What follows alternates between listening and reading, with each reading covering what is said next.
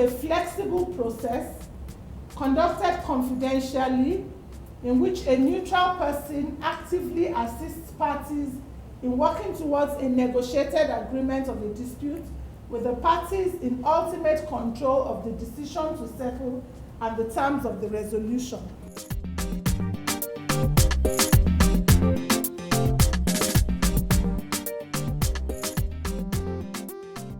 That is why you are the mediator.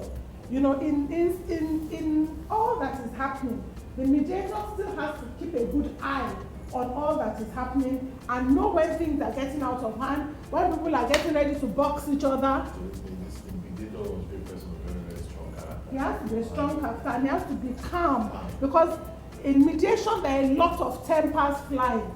There is nothing to hold them back the way they are held back in an arbitration, the way they are held back in the courts. It doesn't matter how much you hate the other person. You cannot come to court and start shouting on the person. In mediation, those things happen. So the mediator himself has to be strong, but has to be very calm. He must not be somebody who gets easily carried away. So a mediator must be a calm person who can take charge of things when they are going wrong. So that's why, even as we begin to bring out these things, you then begin to ask yourself, can I be a mediator? Can I be calm when everything around me is chaotic? Yes.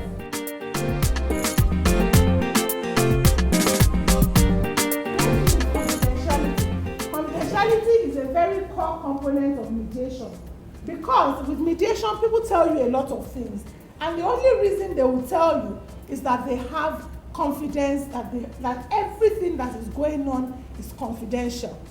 Then there's confidentiality in that when at some point I say, okay, let me see group A, let me go and talk with you. Everything I discuss with group A, I cannot come back and tell group B this is what they said, unless group A or party A says I can tell B.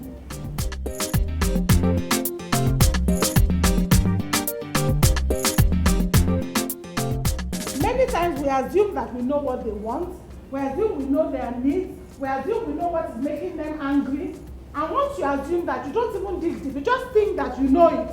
And so, okay, so Mr. A, I think we should do it this way. As a mediator, you should not even be telling them what you think they should do. It should come from them. That's the most important thing in mediation. And some people just ask those questions without thinking.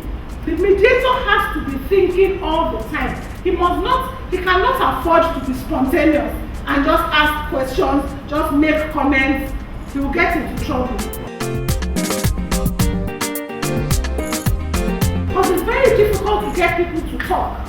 People quarrel for all kinds of reasons. And so you have to use your negotiation and professional skills to assist both parties.